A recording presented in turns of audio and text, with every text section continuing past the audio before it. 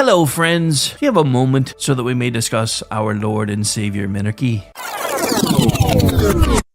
No, seriously, I'm just kidding. Hi, my name's Rick Robinson. I am the general manager of KLRNradio.com. We are probably the largest independent podcast network that you've never heard of. We have a little bit of everything, and by that, what I mean to tell you is we have news, pop culture, special events, conspiratainment, true crime, mental health shows, drama productions, and pretty much everything in between. So if you're looking for a new podcast home to grab a little bit of everything that you love all in one place, come check us out. You can find us on X under @KLRNradio. You can find us on our Rumble and our YouTube channels under the same names. You can also find us at KLRNradio.com and pretty much every podcast catcher known to man. So again, feel free to come check us out anytime you like at KLRNradio.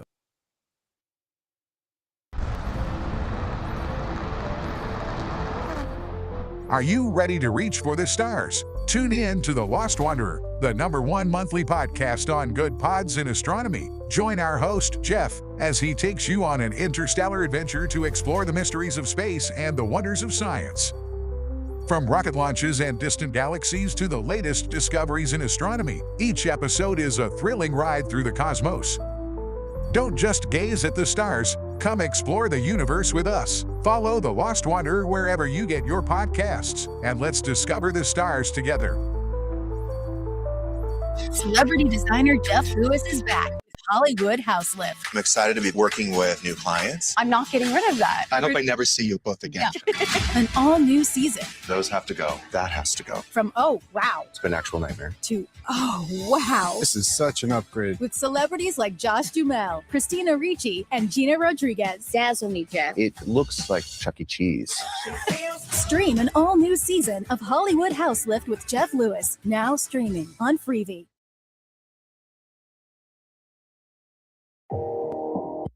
Hi, everyone. This is JJ, the co-founder of Good Pods. If you haven't heard of it yet, Good Pods is like Goodreads or Instagram, but for podcasts. It's new, it's social, it's different, and it's growing really fast. There are more than 2 million podcasts, and we know that it is impossible to figure out what to listen to. On Good Pods, you follow your friends and podcasters to see what they like. That is the #1 way to discover new shows and episodes. You can find Good Pods on the web or download the app. Happy listening. KLRN Radio has advertising rates available. We have rates to fit almost any budget. Contact us at advertising@klrnradio.com.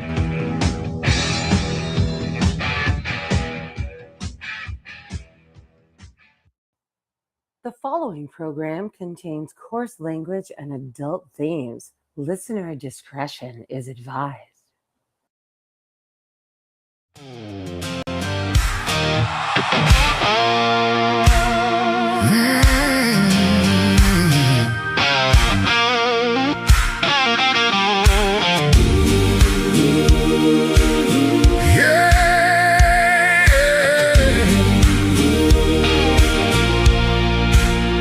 I've seen the fire in our nation's eyes when anger prowls for prey.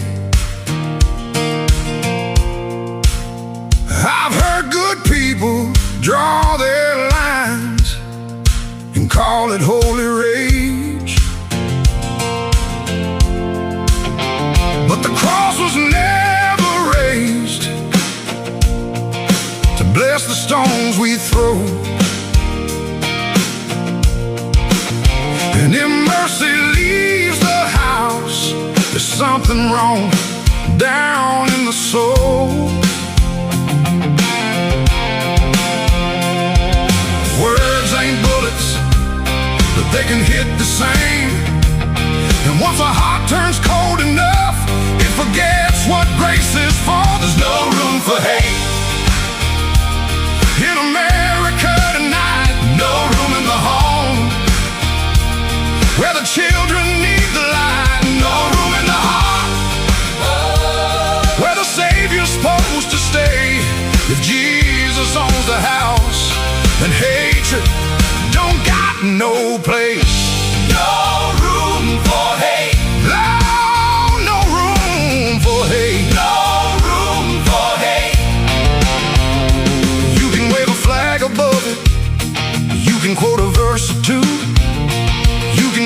up like justice, till it almost sounds like truth.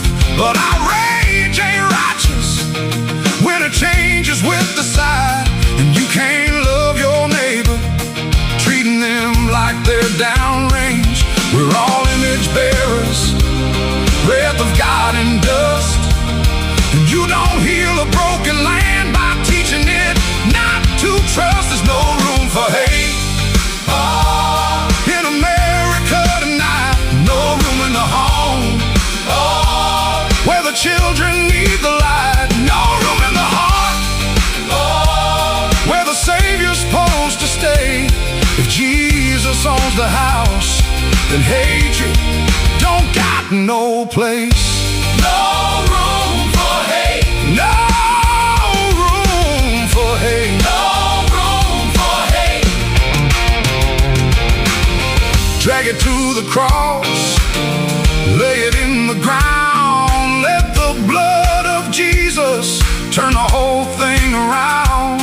Truth can still be spoken, courage still can stand, but rage don't get to rule the soul of a faithful man. There's no room for hate in America tonight. No room in the home where the children need the light. No room in the heart where the Savior's supposed to stay.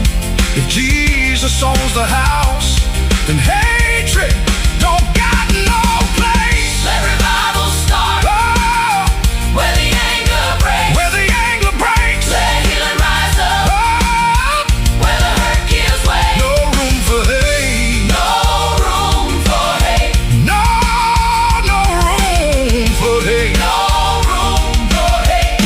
Not in Jesus' name. Not in this house. Not in this heart. Not in His name. No room for hate.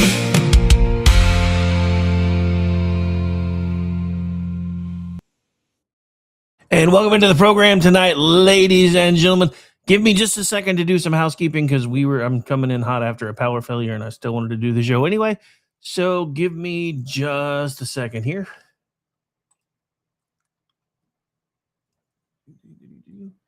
And also because we had a power failure, it's hot in my office, so I have a fan running. You may or may not be hearing some of that background noise. And if you do, I would apologize. But like I said, it's hot.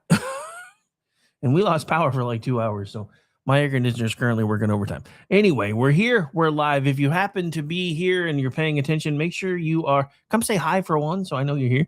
Also, make sure you're sharing out the feed wherever you happen to find it. I would greatly appreciate that. Hang on. Let's do that. Okay. All right. So,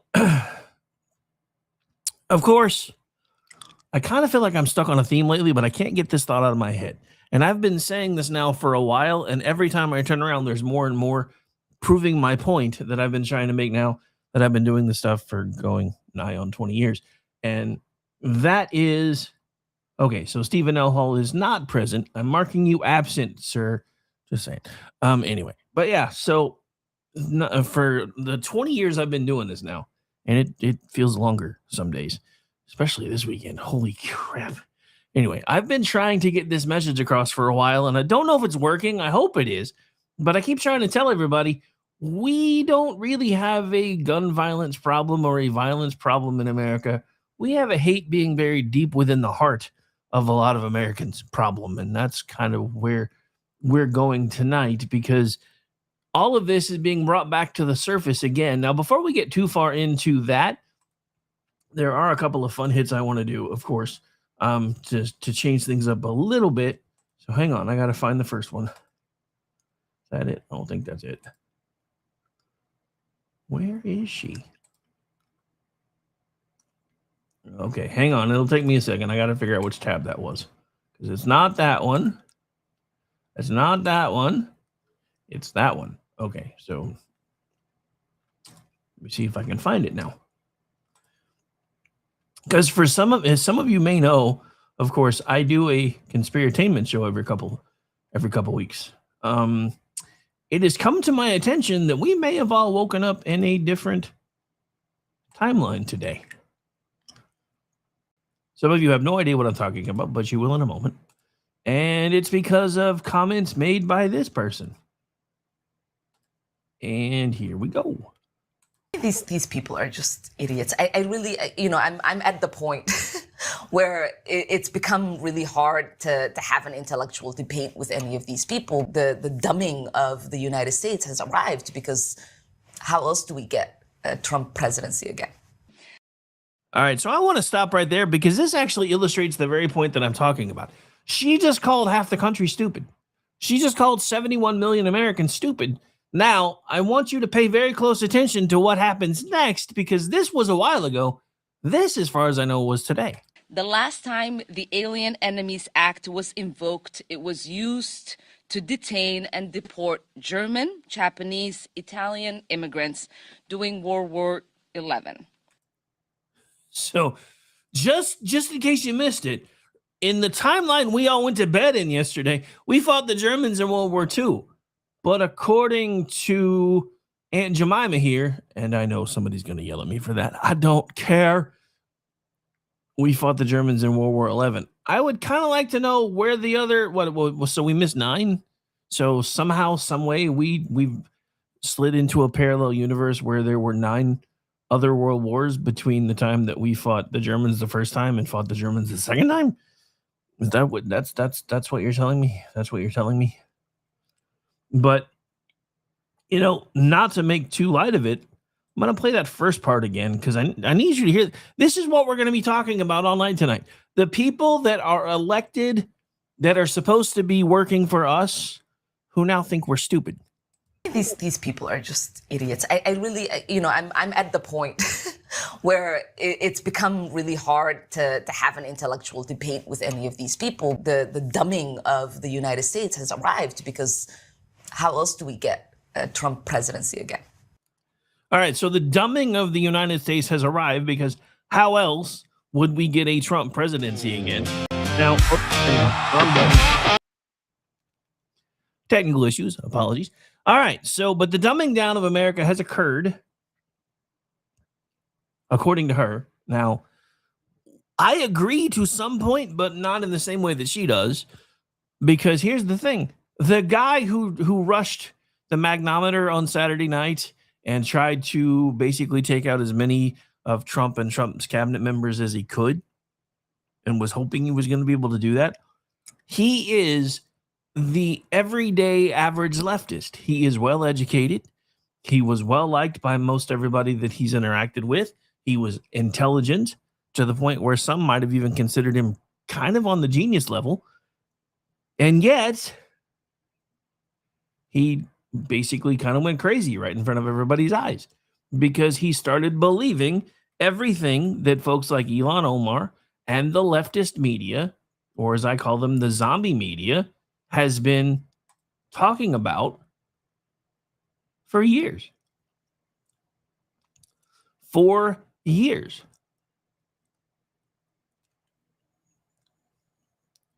And that's the thing. They have been calling, look, we can go like I said, we can go all the way back to Obama. Remember the bitter clingers comment? That was what, 2011, 2012, if memory serves? So that's how long this has been going on. It's been going on even longer, but they were more stealthy about it before. After Obama started saying it out loud and in front of microphones and in front of everybody else, they got emboldened. So the problem, there's a twofold problem that we have in this country.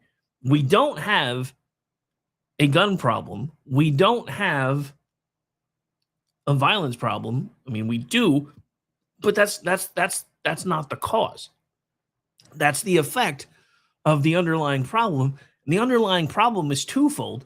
These people have always, I'm going to say that again, these people have always hated everyday average Americans like me and you. Always. The difference is, after Barack Obama stopped hiding that fact and started trash talking us right to our faces, they felt like they had permission to do it again. So again, welcome into America Off the Rails. My name is Rick Robinson, and tonight, this is going to be a heavy show and a little ugly.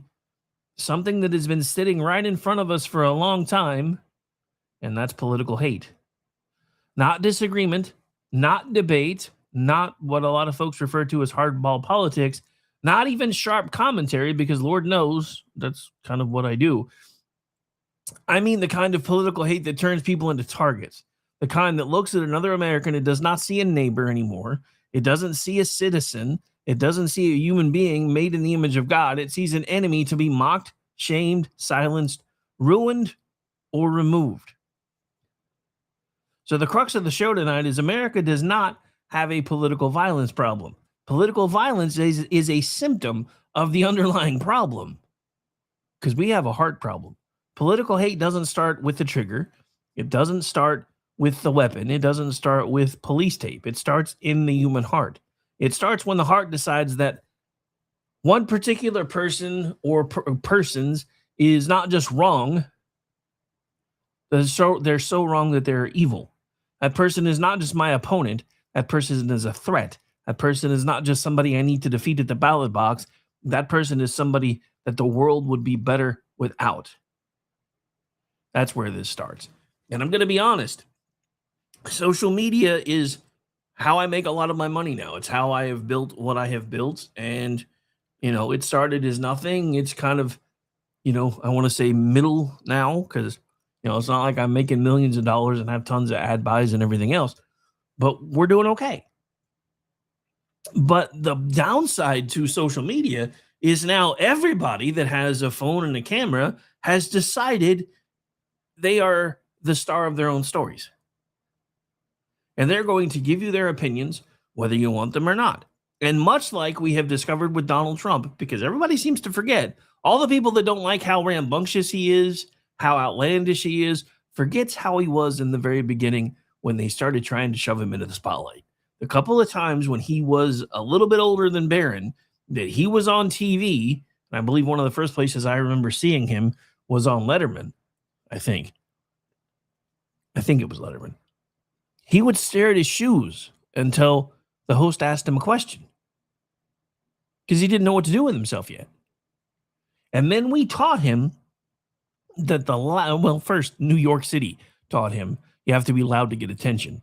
Believe me, listen to anybody talk that was born there. Whew. The only people that I know that are louder is Puerto Ricans, and I say that with every bit of love I can muster in case Aggie's in the chat. But I had a Puerto Rican fiance, and trust me, they are loud. There are good things about Puerto Rican fiancés too, but that's for a much, much later show. Anyway. But yeah, there are people that have now decided that they know who the world would be better without. And that's where all of this starts. And the problem is, now that everybody has a platform, because remember, when Elon Musk first took over X, he said he wanted to make X the new town square, which is great. It's an awesome idea. And I have to admit, I was one of those people where I'm like, just let everybody say whatever they want to say and let everybody else police it themselves. Problem is, that doesn't work very well. For rational folks, it does, because we see people saying crazy things, and then we usually either point and laugh or make them go viral for all the wrong reasons. But then there are people like this guy who believe all the politicians for the last year or so that have been screaming and yelling about how Donald Trump is all over the Epstein files, and he's a pedophile, and he's a rapist, and he's done this, and he's done that. Trust me, ladies and gentlemen, and I know I'm not saying that as one of those trust me, bro kind of things. I'm telling you this with 1,000% sincerity. If there was anything in those documents that could have derailed his campaign all the way back in 2015, 2016, they would have used it, because the CIA, the FBI, and a sitting president were trying to derail his campaign as it was, and they were colluding to do it. So if there was anything there, they would have used it. But it doesn't matter, because once you give them a target, Once you say this man has done terrible things, he is evil. I mean, who doesn't look? Just be honest. Who, when someone says or you hear that somebody has done terrible things to a child, who doesn't want to start grabbing pitchforks and torches? Because I've been there. And it's bad. And it should be bad. As long as there's proof. The problem is, every time an accusation comes out like this on the right, the left says, believe all women. Then an accusation comes out against somebody on the left. Well, this is more of kind of a gray area, and this is what really happened. And then, because, it's all about which side you're on. I don't play that game. Trust me. With as much as I have poured over those documents, if I could have found a single credible post that said Donald Trump did this, I would have been one of the ones breaking the story. It's not there. I have combed through every bit of these things that I can find. Everything that I can see that everybody else in the media and the left is running with all has asterisks and all these little notes behind it about how they were uncorroborated reports. There's never been any evidence. And then you go back to the very beginning of this. Most everybody wouldn't have even known who this guy was, except for the falling out that he and Trump had, and Trump helped take him down. Does that sound like somebody who did bad things?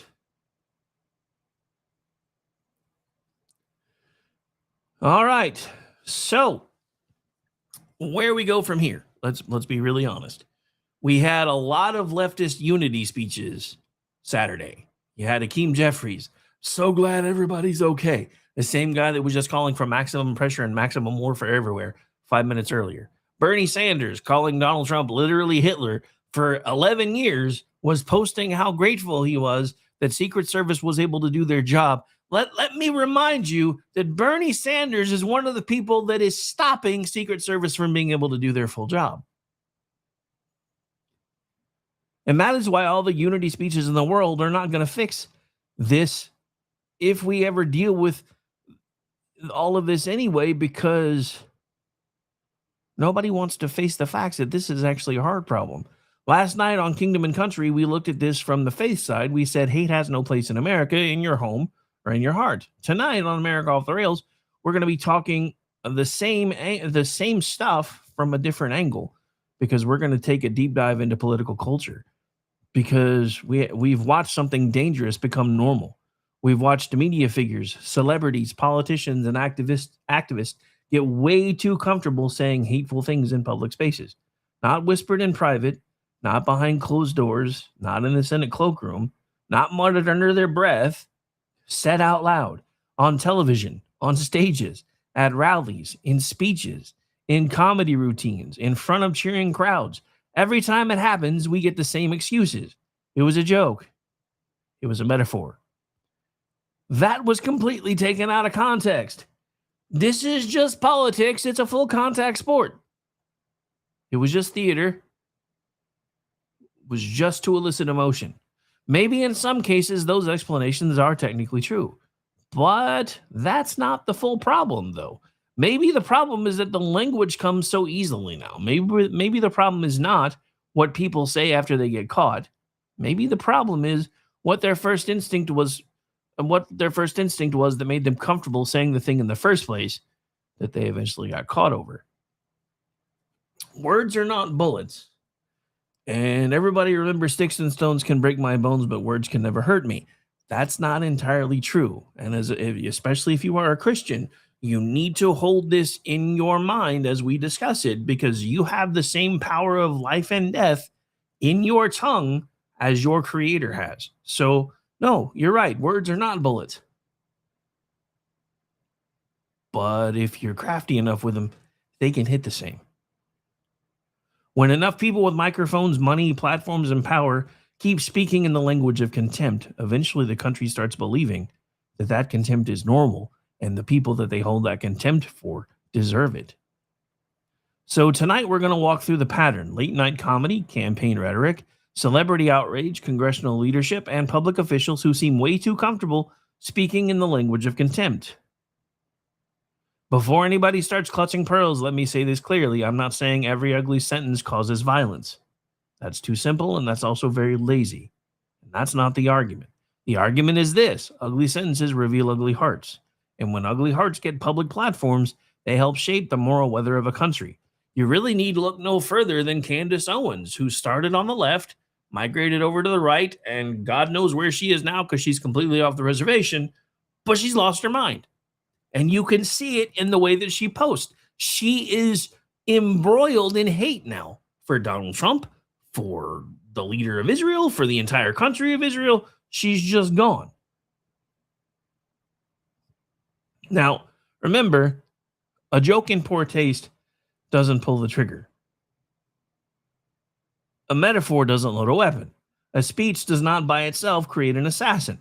But a culture soaked in contempt teaches people who they are allowed to hate. And that is where America is completely off the rails tonight. America does not just have a political violence problem. I'm going to say this again. It has a hard problem. Political hate does not start with the trigger. It does not start with the weapon. It does not start with police tape. It starts in the human heart. Once it starts and it's there, it works its way outward. First, it becomes a thought. Then it becomes a joke. Then people laugh at the joke. And then other people tell the same joke. Then it starts to become a label. Remember when Joe Biden called half the country terrorists? Same as Obama with the bitter clingers. Then it becomes a speech. Case in point, Joe Biden, flanked by Marines, bathed in red light with hanging American flags. Again, calling half the country terrorists. That is because it has become okay for that side to hate us. Then it becomes a chant. Then it becomes a narrative. Then it becomes a deep-seated part of the culture. And once it becomes part of the culture, everybody starts pretending they do not know where it came from. And you saw that Wednesday night. All the same people that have been calling this man Hitler for years were all, well, we didn't mean this. Yes, you did. And everybody knows that you did. And look, I'm not saying Trump's hands are completely clean in this either. He uses political rhetoric with the best of them. And I have called him out for it before. I will admit, about half the time I laugh like everybody else. The other half of the time I'm like, yeah, I really wish you wouldn't have said that. But again, we act shocked when someone crosses a line, but we spent years moving the line. We act stunned when someone talks like a political opponent is less than human, but we trained half the country to talk that way. We gasp when the rhetoric gets violent, but we kept rewarding people who escalated the rhetoric. More clout, more hits, more impressions, bigger reach, bigger audiences. Because much like the lamestream zombie media and their slogan of if it bleeds, it leads, if it's mean, everybody's going to notice. Because that's the part that nobody wants to admit. Let's start with the current media example because it is fresh and it says a lot about where we are. According to Reuters, Reuters has reported that President Trump called for ABC to fire Jimmy Kimmel after Kimmel joked that Melania Trump had a glow like an expectant widow. The backlash came in the same larger moment as the White House Correspondents' Dinner security incident, and that timing made the line land even uglier. And we have that here somewhere. Sorry, I'm still scrambling because I had a power failure.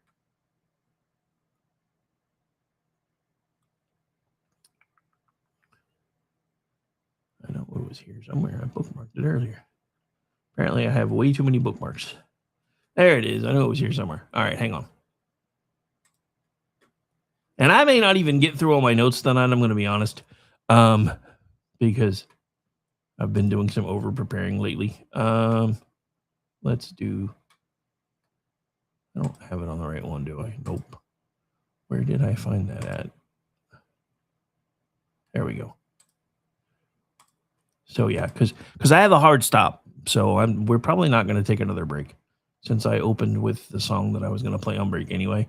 But it's just because it fits so well with everything I've been talking about for pretty much since Saturday night. This isn't a long clip, but it's kind of an important one. Our First Lady Melania is here. Look at Melania, so beautiful. Mrs. Trump, you have a glow like an expectant widow. Now, you heard him laugh. I will say this, and I said this the other night when BZ played it. That didn't necessarily sound like a completely organic laugh. It kind of sounds like they may have added some canned in, maybe a little bit, just to kind of make it seem fuller than it was. That's just a guess, just from sound profile. But regardless, why is it okay to say things like that about a sitting president or the sitting first lady? Especially for somebody like that. Look, I am a middle-of-the-road podcaster. I don't have the kind of reach that he has. If I did, I would be a lot more careful about what I did with that reach. And I will admit, I have evolved a little bit since the whole Michelle Obama thing. Although I still make those jokes from time to time. But that's still not hoping that Obama dies. Hell, at this point, I think Michelle Obama hopes Obama dies. They can't seem to stand each other anymore. And I know if you listen to Kimmel's apology, that's basically the joke that he said he was trying to make, is at this point, she's just ready for him to die and go away. But it's kind of like when you draw your weapon, you got to be careful about what's around your target. Somebody needs to start teaching political commentators and political comedians that. And let's face it, when I call Jimmy Kimmel a comedian, I'm using that term very loosely because I don't think he's very funny. But I guess some people do. So yeah, the correspondence dinner security incident and that timing made the line land even uglier in hindsight. But let me be very clear. I'm not saying that joke caused the incident. But I am saying Kimmel may have played a part in it because let's not forget, in 2024, he did an entire skit about Donald Trump being shanked in prison. So is he part of the problem? Yes, because he's decided that Donald Trump is not a human being anymore. Donald Trump is nothing but fodder for jokes. So yes, he has become part of the problem. So I am saying this, when a public figure can joke about a political spouse looking like an expectant widow, and then not only expect laughter, but get it, and then think it's going to bring in ratings or even more approval, that tells you something about the condition of the culture. That tells you something about the condition of that late night talk show's heart as well as the heart of his audience. Because normal people, healthy people, normal people with a basic moral break in their system do not look at a political wife and think, you know what would be funny? Widowhood. That would be awesome. And yes, I know it's comedy. It's supposed to be edgy. It's supposed to be satire. It's late night television. I understand all the usual defenses, but that is actually part of the problem because, look, folks like Carlin used to take running leaps at the lines all the time. But when he did it, he was funny. This isn't funny. I don't remember the last time I considered Jimmy Kimmel funny. Going all the way back to The Man Show. I don't think I even really ever considered him funny there. Maybe we have hidden too much ugliness under the word comedy. Maybe we have excused too much cruelty because somebody put a laugh track under it. Maybe we've decided that if the target is Donald Trump or Melania Trump or Trump voters or conservatives in general, or especially those evil Christians or MAGA people, then the normal rules of decency do not need to apply. That is not comedy doing truth to power. And yes, I cringed when I said it too, but it was important to put it that way. That is contempt wearing a tuxedo. And that is where the heart problem shows up, because hate does not always announce itself with a torch, a pitchfork, and a manifesto. Sometimes it walks out under stage lights and calls itself entertainment. Now, we've touched on one of the biggest media entertainment cross sections on this. Now we got to start getting into the political stuff. Hakeem Jeffries used the phrase maximum warfare everywhere all the time in a political fight over redistricting. The Washington Post reported that Jeffries defended the phrase, saying Republicans were taking him out of context and that he was referring to political battles over redistricting. Here's the fair part. Jeffries says it was political. He says it was about redistricting. Fine. For the sake of argument, let's give him that for the moment. But he's not off the hook, though, even if we do. Let's not pretend he was standing there literally calling for violence. But wasn't he? Or couldn't he have been? And even if he wasn't, did he couch his words well enough that he knew that somebody would pick up on it while he could still say, well, that wasn't actually what I meant. And this is why. This is just the world that we live in today.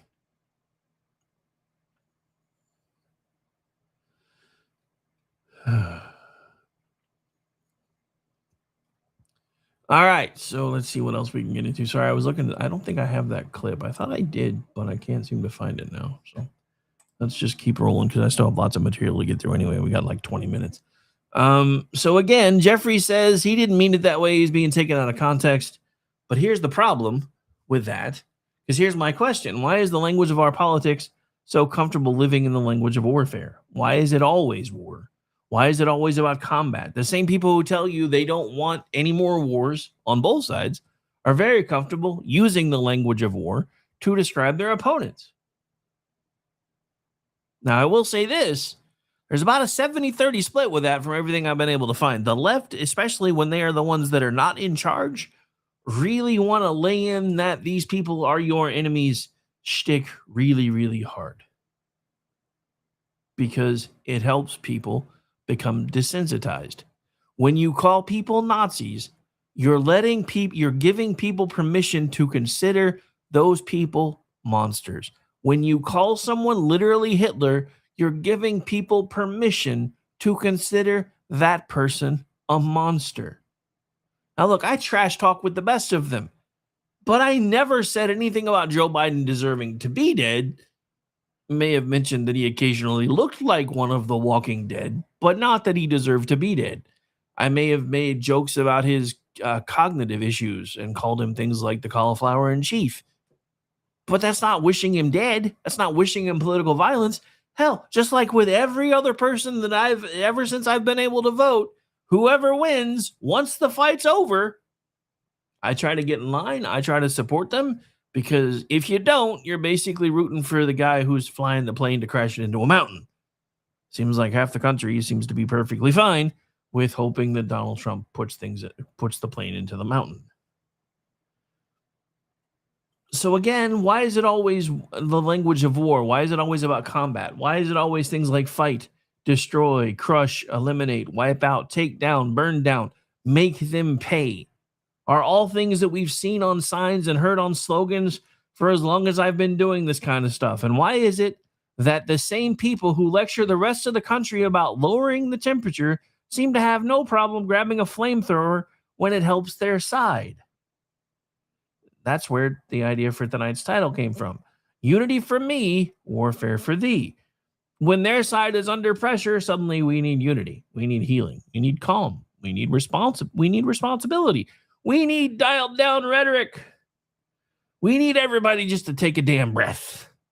But when the target is Donald Trump, his supporters, conservatives, Supreme Court justices, pro-life Americans, border hawks, parents at school board meetings, or anyone else on the wrong side of the approved narratives, suddenly the gloves come off and everyone and everybody is supposed to understand it as a metaphor. No, that game is over.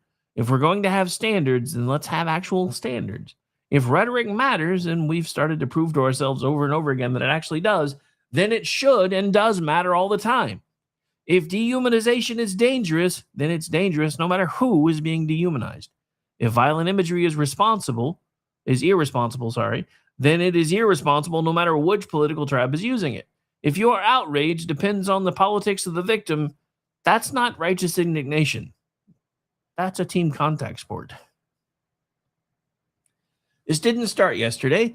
This didn't even start Saturday. This has been building for years. Go back to President Biden's Independence Hall speech in 2022. Biden framed extreme MAGA ideology as part of an ongoing attack on democracy.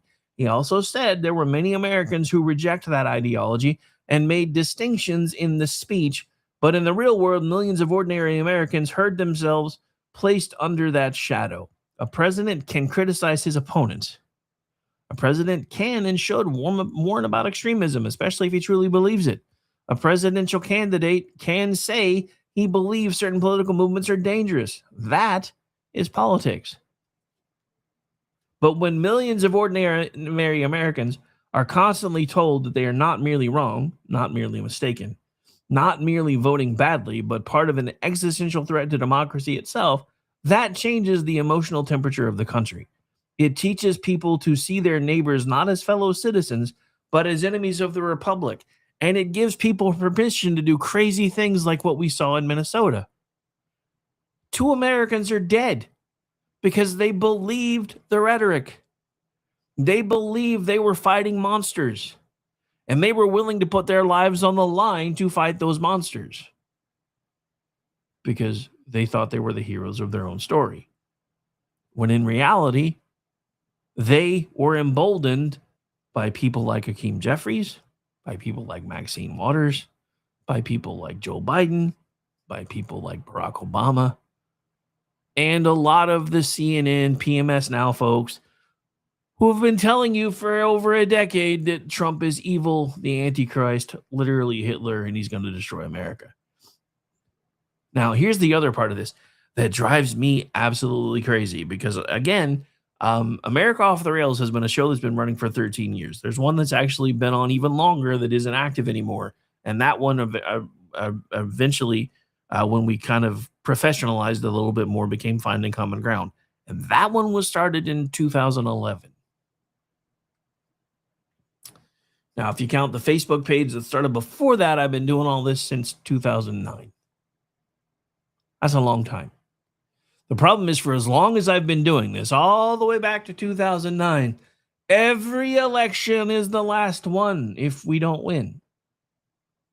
Now, that sounded pretty hyperbolic, and I'm not going to lie about that until you saw what happened in New York City, until you've seen what's happened in Virginia, and now I kind of feel like maybe we were the kids crying wolf too soon, because now we're like, okay, now stuff's really getting real, but nobody wants to hear it anymore because we've been telling them for the last 15 years that everything was going to suck, and it kind of does. And that doesn't mean they were wrong. It just means that sometimes you got to be careful how far you push the rhetoric line, because eventually it is going to become the last election if things don't change course enough. But by then, probably nobody's going to believe you, which is exactly how we wound up with Spamberger and Mamdani. Just saying.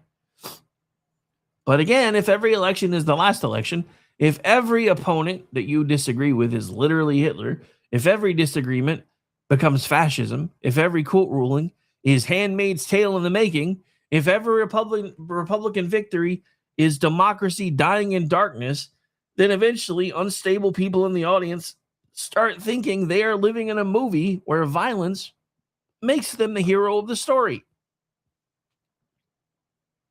Now, I'm going to slow down here again for a second, because that doesn't mean that the speech caused the violence. It means rhetoric builds atmosphere, and atmosphere matters. And when you think about it, the guy that did this just on Saturday night was, 31 years old? So assuming he started paying attention probably around 18, that is right in the sweet spot of, one, somebody who, much like my eventual co-host for Finding Common Ground before we shelved it, who grew up as a child under the 8 years of Obama and thought that that was going to be ushering in a democratic utopia until Trump won. And he was just as distraught as this guy about Trump winning, until he went out on his own and realized that nothing about life is as easy as you think when you have to do everything yourself. And I'm not going to get into all that because I've gone into it before, but I think that's part of what happened with this kid in reverse. Because again, he's about the same age as this kid that I'm talking about. And that would have put him squarely into the time frame of not understanding how Trump won, not understanding how this wasn't the beginning of the new Camelot with a Democrat majority for the next 100 years. And then when they lost, they did what they always do. They didn't lose. Somebody cheated. They didn't lose. Man's evil and was willing to do whatever it took to win. These are the same people that kept telling you he wasn't going to leave on checkout day. Except he did. These are the same people when he was sworn in again. You know he's not leaving on checkout day. You sure about that? He left the first time. But they can't have you thinking like that. Because if they can make you afraid of the person who's running the country, it makes you more malleable for them. It makes your pocketbooks easier to open for them. And our side does it too. Trust me, this isn't just all about the left.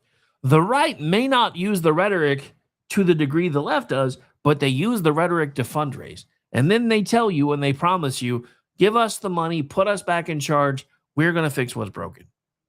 But then every time they tell you, they can't actually fix what's broken.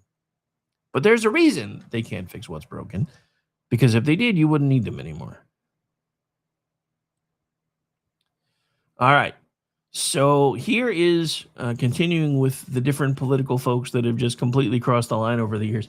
Hillary Clinton gave us one of the clearest examples of elite contempt back in 2016 with the basket of deplorables line.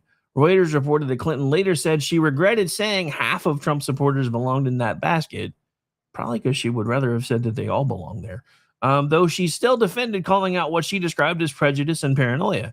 That line mattered because it told millions of Americans what the ruling class, and the fact that we have to say the ruling class infuriates me, but it tells us what they thought of them. Not wrong, not frustrated, not forgotten, not fed up, deplorable. That kind of language teaches people to look down before it teaches them to listen. You cannot heal a country while sneering at half of it. You cannot call people garbage, deplorable, fascist, racist, extremist, and dangerous for years and then act confused when trust collapses. This is not about being delicate. I'm not asking anybody to turn politics into a pillow fight. Although for the lady races, that might not be a bad... Oh, wait. Sorry. My bad. I believe in strong language. I use strong language every day. Sometimes bad ideas need to be called bad ideas. Sometimes corruption needs to be called corruption. Sometimes evil needs to be called just that, because it is. And I just realized I've had this up on the screen for forever. My bad. Did I mention I'm a little discombobulated? So yeah, anyway. Dude, we lost power right in the middle of trying to cook dinner, and it wasn't back for like 2 hours. So I have been feeling behind ever since. So if tonight feels a little more discombobulated than usual, first of all, that should say something. Second of all, now you know why. But again, there's a difference between attacking an idea and stripping the humanity from the person who holds it. The difference matters, and the more we lose that, the more the heart problem grows. Political hate does not start with the trigger. It does not start with the weapon. It does not start with police tape. It starts with the heart, and it starts when the heart decides that a person isn't my neighbor anymore. That's the actual first shot, because everything else comes later. One of the clearest examples of public space escalation came from Maxine Waters in 2018. According to Time Magazine, Time Magazine reported that Waters told supporters that if they saw Trump administration officials in places like restaurants, department stores, or gas stations, they should get out and create a crowd and tell them they were not welcome anymore, anywhere. Think about that. Not argue with them on policy, not vote them out, not challenge them in a hearing, not write an op-ed, not show up at the ballot box. Tell them they are not welcome anymore, anywhere. That is not ordinary disagreement. That's banishment. That is telling people there should be no normal life for these folks. No quiet dinners, no grocery store trips without some sort of disturbance, no gas station stops, no breathing room, no public space for people tied to what they feel is the wrong administration. Once again, I know the defense people will say she was angry over policy. They will say it was about family separation. They will say it was protest. They will say democracy is messy. First of all, we're not a democracy. But fine, protest is part of America. Anger is part of America. Public pressure is in itself part of America. But when the message becomes you are not welcome anywhere ever again at all, we have crossed from opposition into exile language. And exile language is dangerous because the heart that says you are not welcome anywhere anymore is already halfway to saying you're taking my oxygen. And that's why this matters. Then we saw celebrity culture jump in with its own version. Reuters reported that Madonna said at the Women's March in 2017 that she had thought an awful lot about blowing up the White House. She later said she was speaking metaphorically. Really? Really? Okay. So for the sake of argument, let's just accept the clarification for a moment. Let's say that she did not mean it literally, but why does that phrase even come out of your mouth at a public rally? Why does a person with a massive platform feel comfortable saying from a stage that she had thought about blowing up the White House? That is not normal, or at least it shouldn't be normal. And again, it reveals the heart. Sometimes the clarification after the fact is less revealing than the comfort level in the moment. Kathy Griffin, everybody remember her? Posed with a fake, bloodied, severed head resembling President Donald Trump. Reuters reported that CNN fired her from its New Year's Eve broadcast after the photo drew widespread criticism. That was not satire with a scalpel. That was political hatred with stage lighting. Again, I'm not saying that the photo caused the next violent act, but I'm saying this is becoming a cumulative effect. I'm not saying Kathy Griffin personally created the country's political sickness. I'm saying she was being fed by it. And I'm saying a culture that turns political death imagery into entertainment has a sickness in its heart. There's a difference between mocking a politician and fantasizing about his decapitation. There's a difference between satire and political bloodlust. There's a difference between punching up and posing with a severed head. The difference should not require a panel discussion. Then, the next one, Johnny Depp at Glastonbury in 2017 asked, when was the last time that an actor assassinated a president? CBS reported that he appeared to be making a joke, and he later apologized, but the remarks sparked controversy because everybody knew exactly what historical reference he was invoking. And if you're not sure what I'm talking about, you miss 100% of the shots you don't take, John Wilkes Booth. Again, the defense is always the same. It was a joke. It was a metaphor. It was taken wrong. It was not meant that way.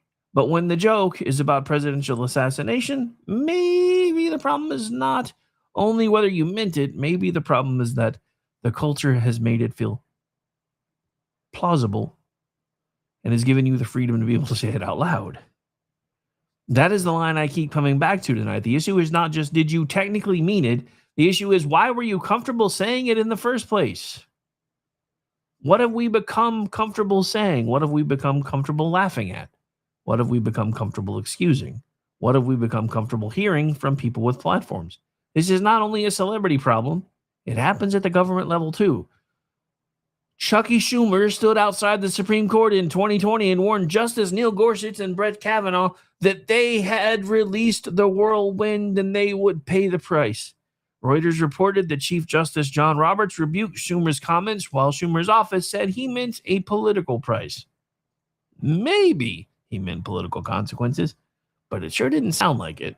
His office said that that is exactly what he meant. Okay, whatever. But when are you, the Senate Democratic leader, standing outside the Supreme Court, speaking in front of an angry crowd, and why do you not get the luxury of pretending tone does not matter?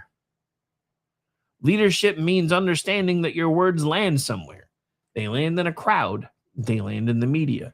They land online. They land in the hearts of people who already feel angry. They land with people who are already unstable. They land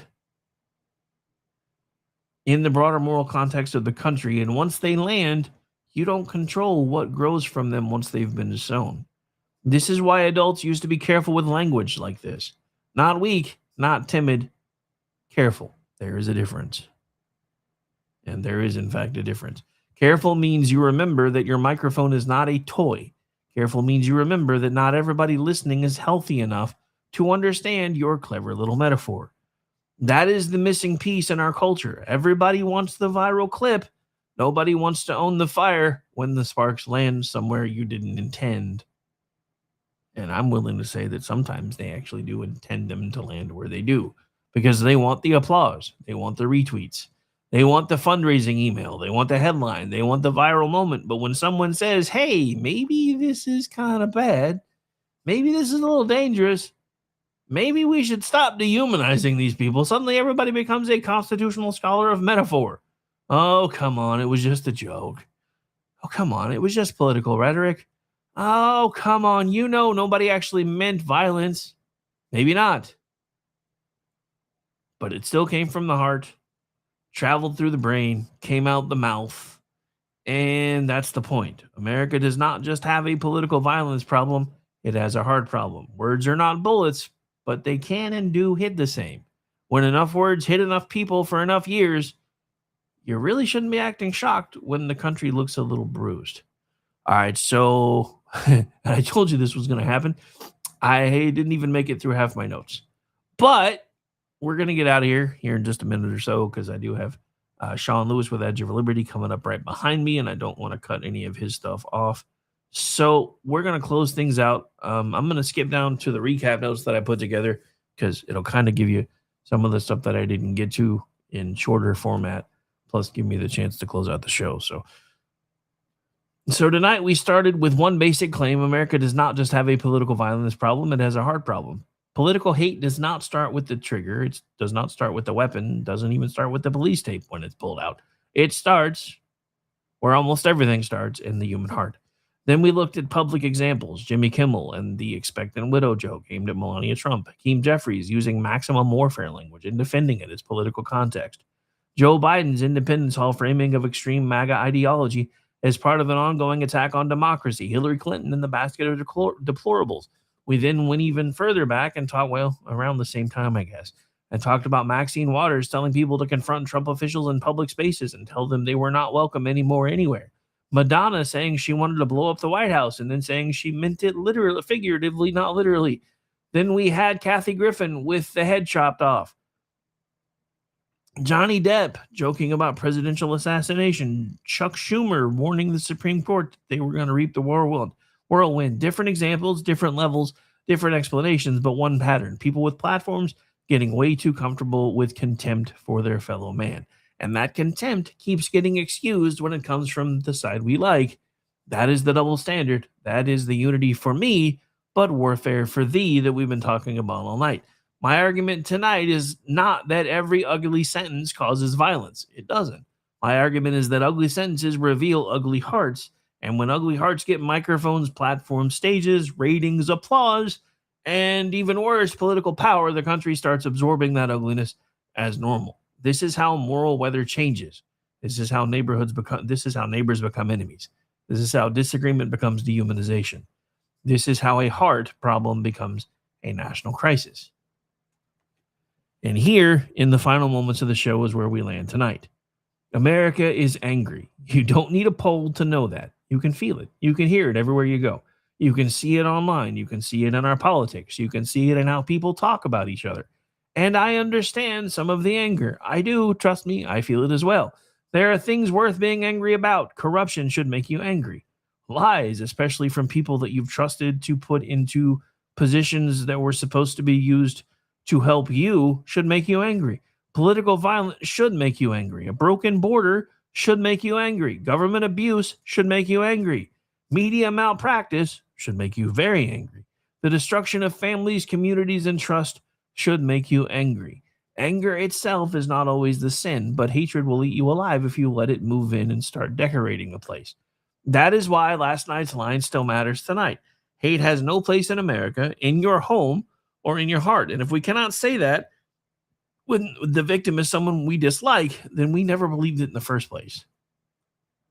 And despite what the media is trying to tell you, and then I really do have to go, despite what the media is trying to tell you, we don't do this nearly as much as the left does.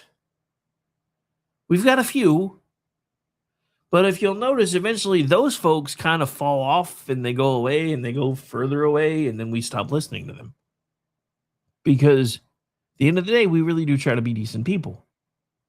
Something bad happens to Maxine Waters. We say, we're going to pray for you. Same person who wanted us dead 5 minutes ago, we're praying for him. That's the difference.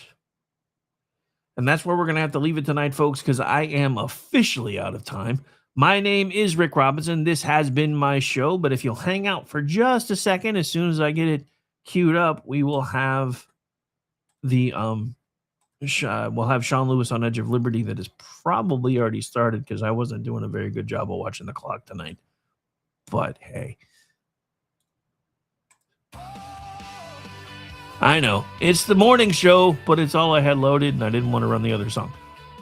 But this gives me a chance to get things fixed. So yeah, whatever. That makes us proud. Talk for the people. Talk that's real. The Rick Robinson Show, where we say what we feel.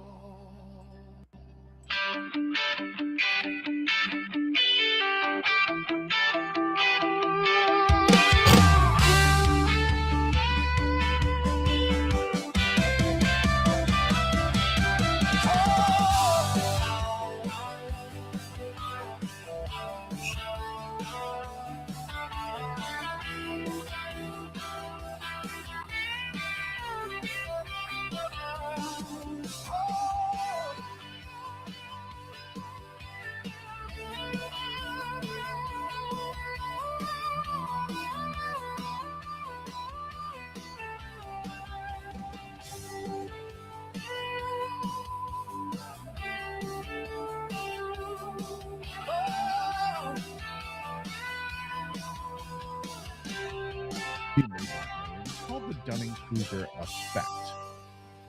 And essentially, it's a cognitive bias where people with limited knowledge or competence in a domain greatly overestimate their own knowledge or competence. In other words, you think you're fucking smarter than you really are about something. Now, I will tell you that from my show, I don't claim to be the smartest guy out there. I just do my homework, and then I share it with you.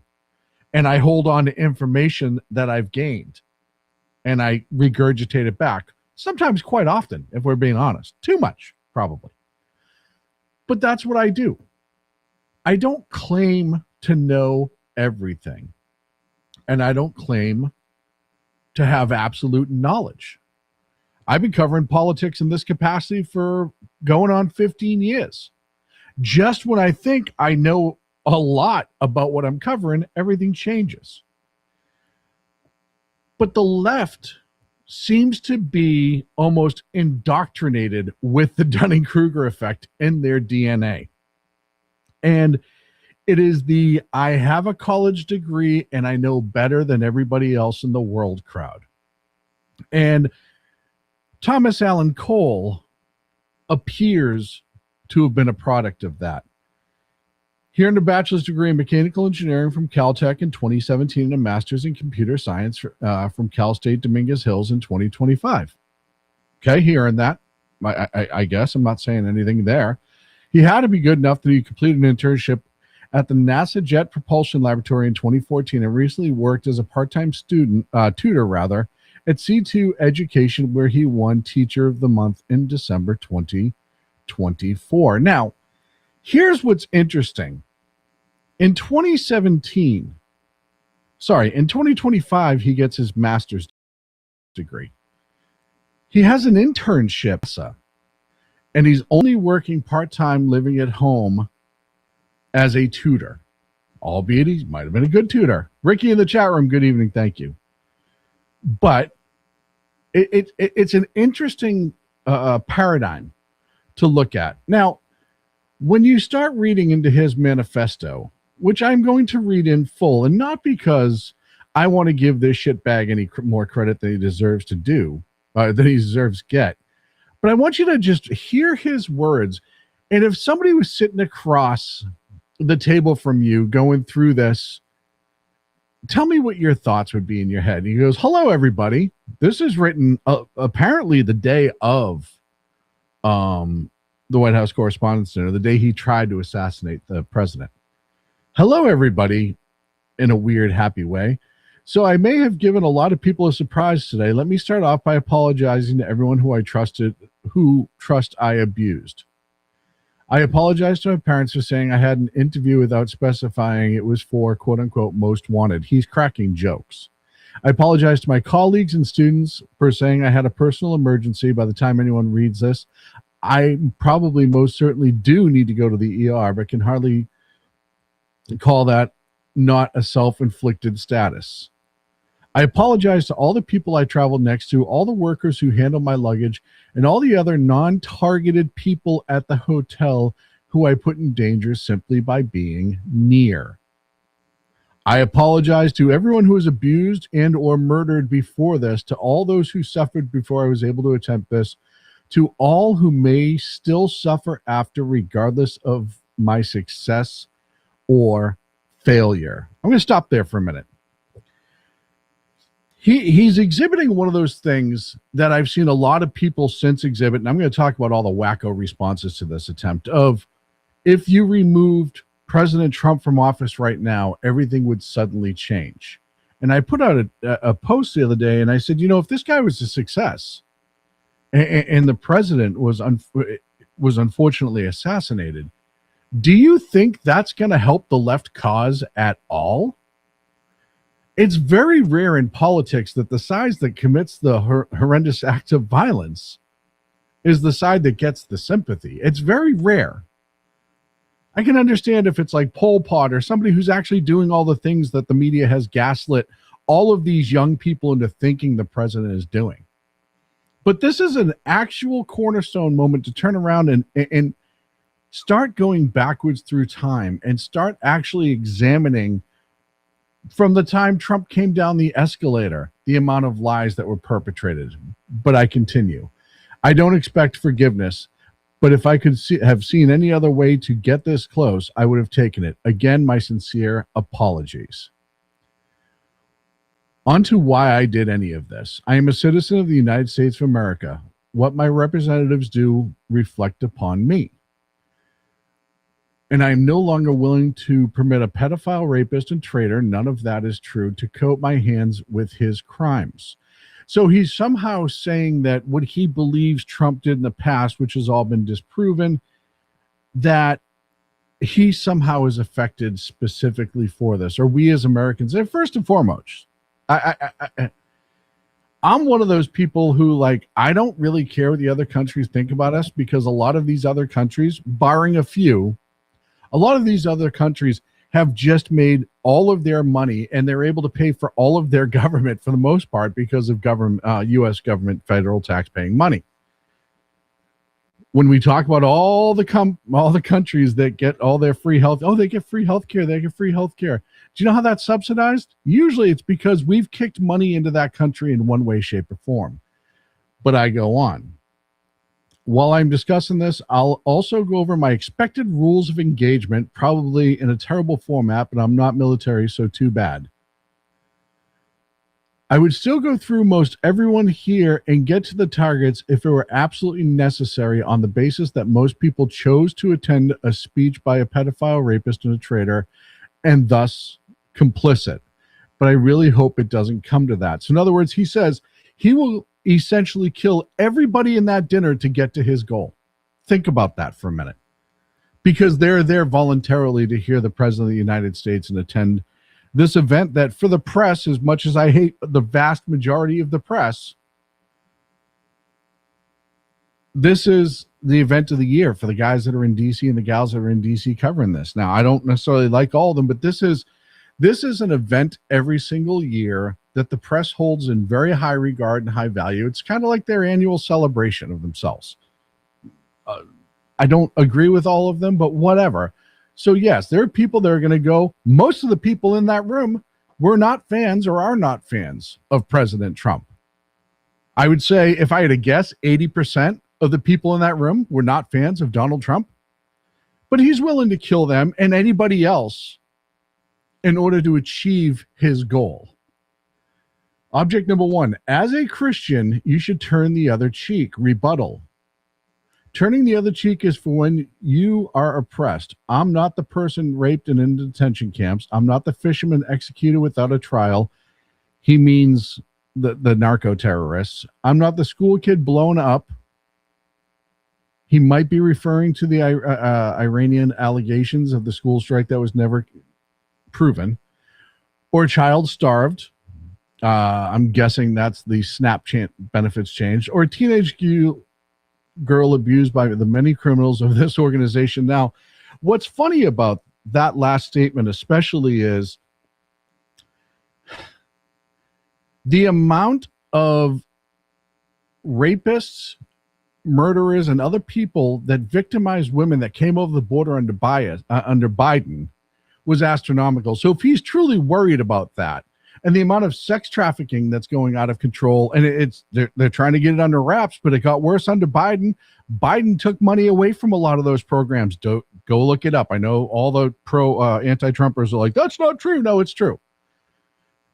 Look at how many missing children under Trump's both administrations have been recovered and sent home to their parents, either in this country or abroad, that were kidnapped and brought here. Turning the other cheek when someone else is oppressed is not Christian behavior. It's complicity to the oppressor's crimes. For the latest shooting at the White House Correspondents' Dinner, he says the latest shooting, which makes me curious if we're going to find out more as time goes on.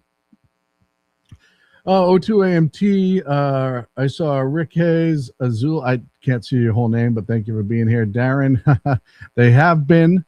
O2, I already said hi to you. EOD operators in the chat, the Riddlers in the chat. You can jump in the chat, make your feelings known.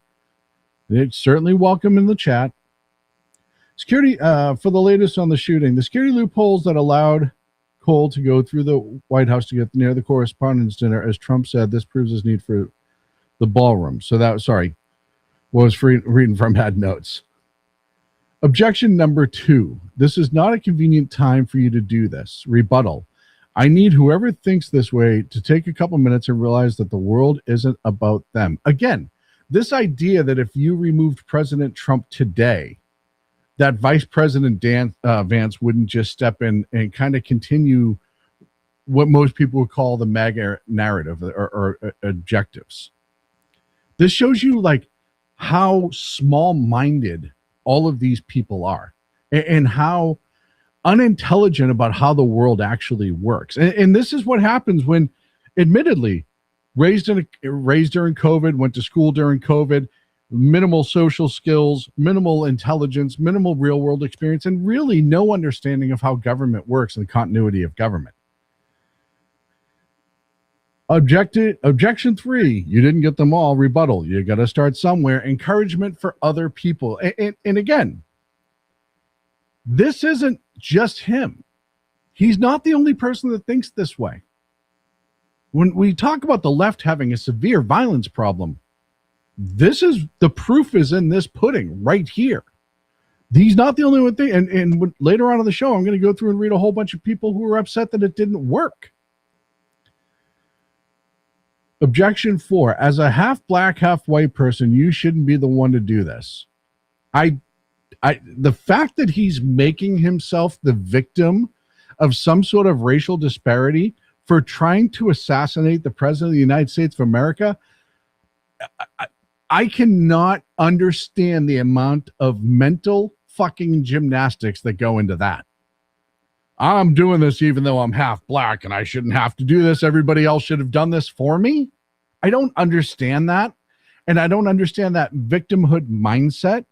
But clearly he has it. He's turning himself into the fucking victim. It's so fucking weird. Yeah, no, EOD operator, you absolutely nailed it right. The important part of releasing the manifesto is that it shows that this guy wasn't the fringe. He's the mainstream left. And look, it's more and more exactly that. And you see a whole bunch of people that the Democrats need to be deemed a terrorist organization.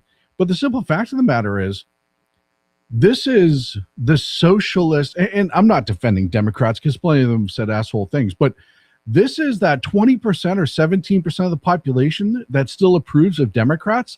It's this guy.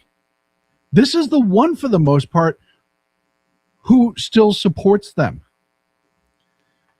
Objection 5, yield unto Caesar what is Caesar's. Rebuttal, the United States of America are ruled by laws, not by any one or several people. Insofar as representatives and judges do not follow the law, no one is required to yield them anything so unlawfully ordered. Which is hysterical because the vast majority of judges who are not following the law and doing what they want to do happen to be leftist judges stopping, but that's neither here nor there. I would also like to extend my appreciation to a great many people, since I will likely not be able to talk to them again unless the Secret Service is astoundingly incompetent. Stand by for that. Thank you to my friends for your companionship over the year. Thank you to my colleagues, over many people, your positivity. Thank you to my students for your enthusiasm and love of learning. Thank you to the acquaintance. This guy taught kids, man. That's fucking frightening.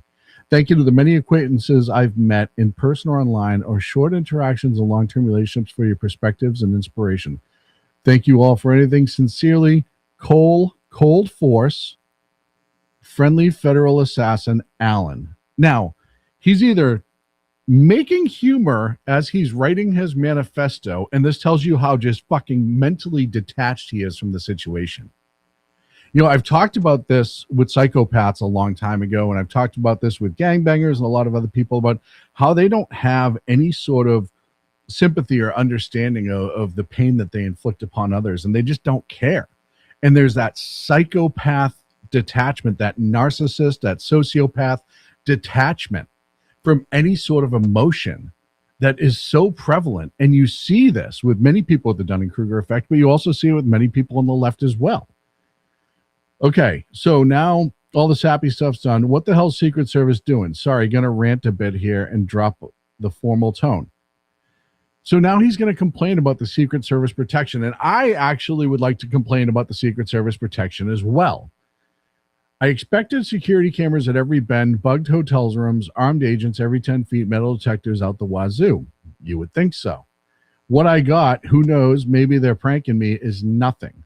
No damn security, not in transport, not at the hotel, not at the event.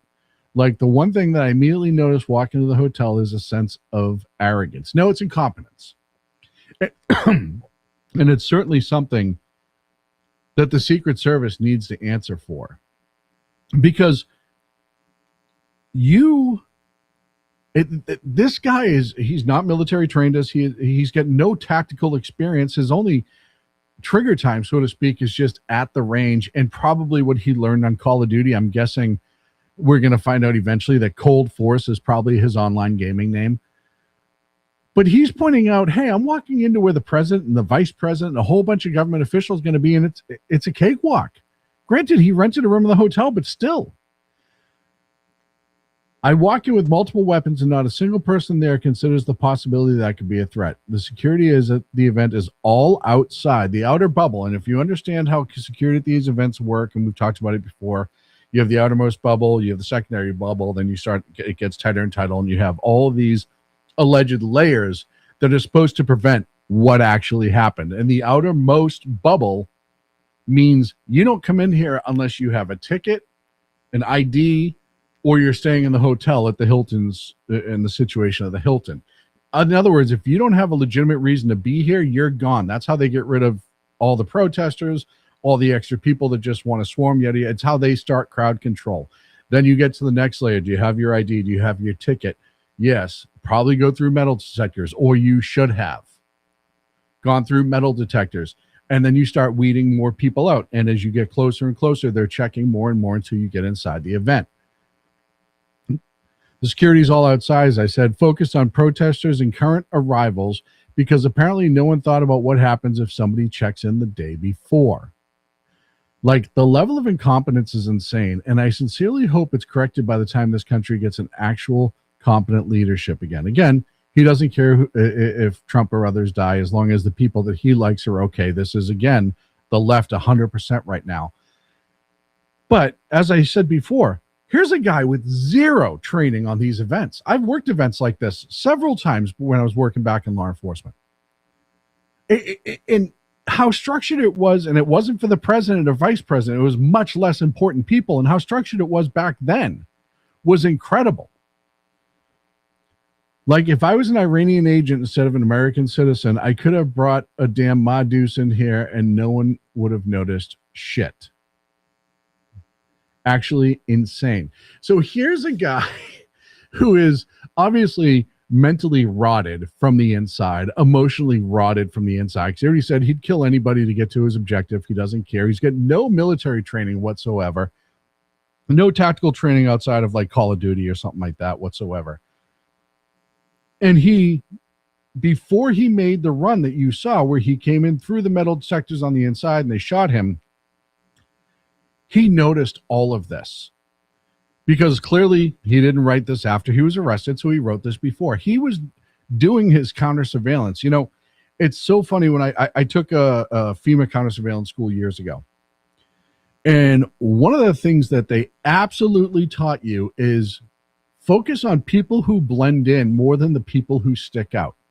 Because usually anyone who's done any sort of counter surveillance or operational planning has already accounted for that. They've already said, okay, if I stick out and I look weird, I'm going to get stopped, right? That's an easy. This guy was walking around with his dick in his hands, couple of guns up in the hotel, getting ready to try to kill the president of the United States of America. And he's noticing this unbelievable fucking lapse of security for a president who has had now 4 assassination attempts, was shot once. And we're, like I said, we'll go over that in a little bit. Oh, if anyone's curious in how doing something like this feels, it's awful.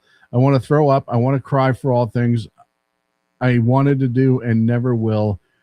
And again, making himself the victim. And for all the people whose trust this betrays, I experience rage thinking about everything this administration does. So he's not taking any accountability. He's turning himself into like this cult hero of, I'm doing this for you. I'm doing this for other people. I'm going to kill somebody because it makes it better for other people. And look, I'm reading the chat room right now, and there's so many people who probably will be writing manifestos like this at some point or wish they could or whatever. And I feel sorry for the generation. I don't feel sorry for this kid. He gets whatever the fuck he gets from. The individuals do.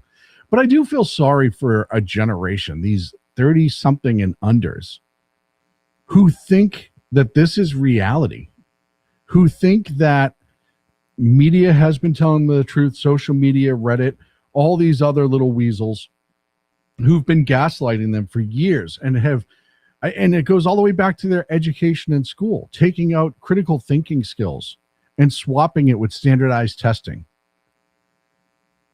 taking out regular math and doing Common Core stuff. All of these critical thinking skills, and we've talked about it on this show numerous times, that have been taken away from the kids. And then instead, you have teachers in there starting in elementary school, video out of Boston of teaching kids how to protest against the president. You have teachers in there who have taken it to then indoctrinate these children and raise them in their likeness and their beliefs, not letting that person make their own decision. No, you get to them early, and that's what they're doing. They're teaching them not individual liberty, but how to get inside an angry mob and survive in it and be a part of it and lead it. And this is why the violence from the left has gone through the roof in the last decade, because they're all getting old enough now to commit these crimes. And they don't have any, look, when I was on Sackhead years ago on that show, I said a whole bunch of negative things about Barack Obama. And on numerous occasions, I said I wished him well because I understand that the president is in charge of this country. And if he does well, the country does well. I don't agree with any of his politics. I never wished ill on him. None of us were. As a matter of fact, I said numerous times with Barack Obama, I wanted to sit and have a beer with him and have a conversation with him. I talked about him being a father. I looked for the human in him for all those times that I was so angry about his politics. And this is before so much has come out since, where it shows you that he was a lot worse than what we were told. Same thing with Biden. I never wish Biden ill. I actually, the last year he was in office, how many times on this show and other people's shows did I go on and say I felt sympathy for him, because he was clearly not involved in what was going on in his life, and he was just being led around and being told to sign things, and it was sad. It was pathetic. That was the last leader of their country, and that we forget that the country was being run by a cabal of people, not the president. He may have had certain conversations, but he wasn't coming up with ideas. He wasn't narrating the direction, yada, yada, yada. Other people were doing that. The auto pen machine. They lied to us repeatedly, and we all knew what the truth was, and they continued to lie. And the left, the media was complicit. I don't care how many books what's-his-face at CNN writes, that little dweeb. You all fucking knew. They didn't fool you. And I never wished anything ill on him. Because that's not what should happen. If you don't like it, you go out and vote. Yeah, Sean said Biden wasn't controlling the shots. He absolutely was not. But you go out and you vote. And you change it. And there's been changes to voting laws in the past. There's been redistricting in the past. All of these things you're seeing now that they're acting like are totally unprecedented. It's all happened in the past. The SAVE Act, as much as people don't like that, that's been happening all over the world for decades, and they have no issues in most other countries. They can count paper ballots by hand with millions of votes and voter ID. So before they try to tell you that's why they lose this next election, which is what they're going to tell you, oh, we lost this election because of voter ID and it kept so many people and yada, yada, yada. None of that is true. It's not factual. You're being gaslit, just like this kid was gaslit to the point that he was going to try and kill the leader of the free world, like him or not, politics or not. Look, that same spot that Reagan got shot at, that was a guy who thought he was impressing, Jodie Foster? And I'm not condoning it, but it's a very different motive. He thought it was going to get him laid. As batshit crazy as that sounds. This guy was entirely different. Cole Thomas Allen is not a one-off. Cole Thomas Allen is not necessarily an individual. There are more Cole Thomas Allens out there. When we come back from the break, I'm going to talk about a few of them. But I asked this question on X, 2 Against Tyranny, if you want to follow me. I asked this question on X is, when are the Democrats going to actually start having this conversation about how their side has been increasingly violent over the last decade or more? And we saw part of the reason is they blamed all these white supremacist groups and blah, blah, blah, and protesting and this and that. And the other thing we saw, the Poverty Law Center was the one funding all of them. If you aren't realizing, if you're a Democrat and you don't realize that everything you've been told is true by the Democrats for the last 16 years, more so now, it's a lie. And it's been a lie. And I've said it before, Trump's not perfect. I've never claimed Trump is perfect. And I see this in the chat room. Oh, you're orange god. But no. I've said this before. I'll say it again. Trump mirrored my beliefs that I held well before Trump walked down the escalator. When all the rhinos would sell us up the fucking river left and right and give this country away left and right. And I hated on all of those rhinos. I was America first before it was on a hat. I was saying make America great again before the president uttered it. I didn't say those exact words, but those were my sentiments. And the whole country felt that way twice. And all the things that the president's doing, as much as the left hates to admit this, is what he said he was going to do. And I don't think he's gone far enough with a lot of things. And where I disagree with him doesn't mean that I don't support him. I'm allowed to disagree with leaders, even ones that I've elected into office, and hold them accountable when I think they need to. But that doesn't mean that I'm going to shit all over them or wish ill upon them, even when they're the people in office that I did not vote for, because I'm not a psychopath. And Cole Thomas Allen absolutely was. I'm up against a break. I'm going to take my 2 minutes, grab myself a drink. I hope you do the same thing. Look, shrmedia.com, and click at the top on the shirt, 250 reasons, or you can get an Edge of Liberty shirt if you want to support the show. But if you don't want to support the show, and I get it, you can get one of the 250 reasons shirt. It's that good looking son of a bitch right there. 250 reasons to read source documents. I think source documents are important. They're huge. Shout out to our friends over at KLRN Radio for simulcasting. I'll be back right after this. Conservative media done right. You're listening to the SHR Media Network. Welcome to the SHR Media Shop. This is not just merch, it is a statement. SHR Media is built as a rebellion against the mainstream. We deliver truth without a filter or permission. When you wear our gear, you are standing for liberty and unapologetic free thought. Every piece is a badge of support for independent journalism. Wear it loud, wear it proud. Support the mission and join the rebellion at the SHR Media web store. Attention, all patriotic women of faith. Yep, I'm talking to you, sis. Are you looking for high-quality, super soft apparel that reflects your love for country and your devotion to God? Look no further than Carry Girl Gear. Picture this. You rocking a tee so soft it's like being hugged by a cloud, all while showing off your love for God and country. Sounds dreamy, right? Well, welcome to reality, babes, because that's what we're all about here at Carry Girl Gear.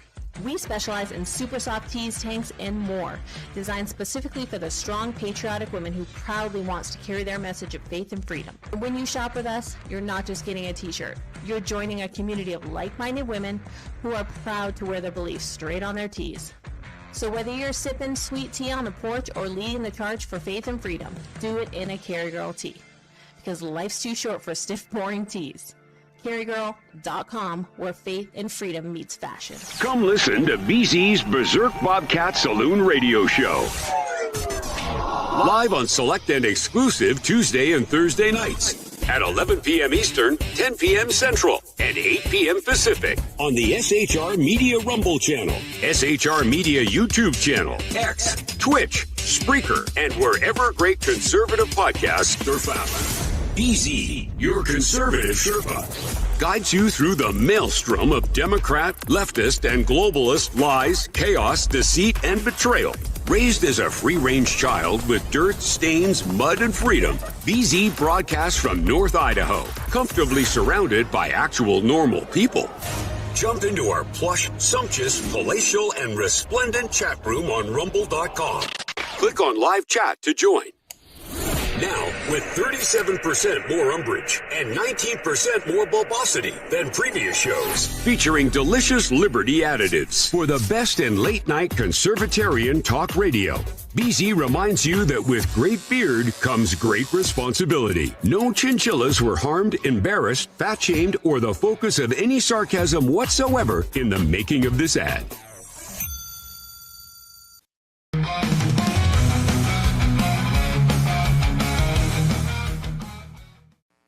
Ladies and gentlemen, welcome back to the Edge of Liberty right here on the SHI Media Network. Going over to the chat room, just want to say hi to Daniel, hi to Boyd. I saw a listening post in the chat room. I know Sean's in the chat room. Philip, seriously, man, you just keep gaslighting yourself to believe that. And you know, I wish you well. Hopefully this will be an example for you to straighten yourself out.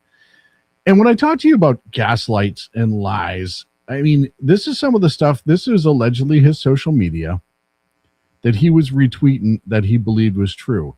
Do you remember the allegations that all the voting machines were hooked up to Starlink so Elon Musk could fix the vote for Donald Trump? You remember all that insanity? He was a believer in that. This was from him, allegedly. He retweeted Andrea Chalupa. The Starlink story is really taking off. If you're one of those White House Dem influencers, ask the admin to release a...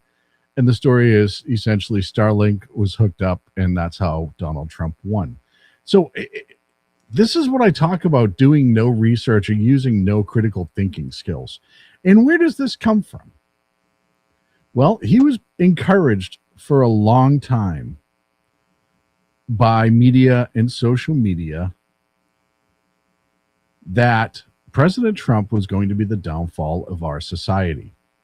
And I have a couple of videos here that I'm going to play for you that are just unbelievably ridiculous.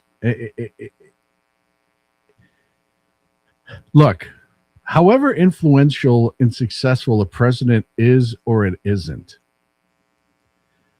it does not necessarily decide the downfall of our nation. The downfall of our nation will come from the fabric within. It'll be the people who change it. It will not be, for good, better or for worse, it will not be the president. The president will try to get it to go in a direction, a Congress try to get it to go in a direction.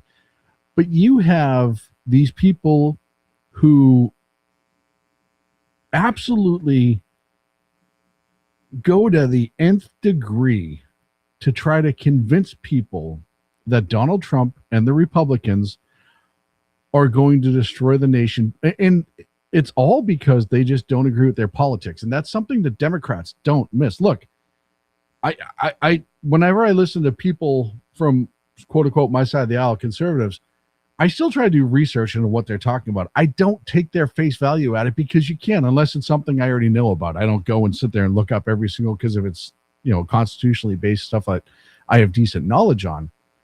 But Democrats don't do that. And then they get lambasted with posts like this from famous Democrats. This is from President Biden.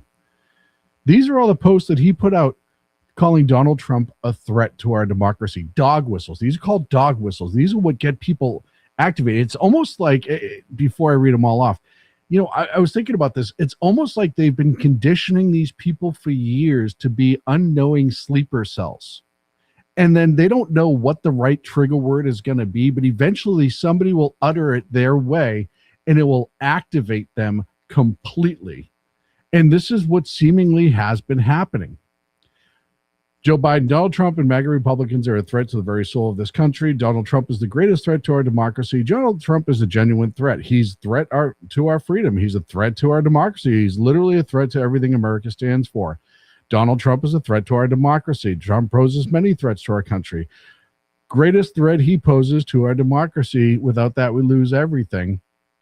And that was for the guy that was the president of the United States at the time. Now, do I think that he was necessarily running his own X account? No. But the point is, it was coming from the presidential, at the time, the president's own X posts. And it wasn't just him. And I've played these types of videos before, and I'm not going to play all of them because I get, 22 minutes left, and there's a whole bunch of stuff that I want to rip through. But I'm going to show you just a couple of videos of infamous Democrats and leaders who talk about the hurting the president like it's pouring a glass of water. And even if they don't use the specific words, where's that video I had? I got it here somewhere. It's the mashup. Here it is, the Pelosi and all the other ones that you've seen before, but I want to remind everybody again what they've said in the past.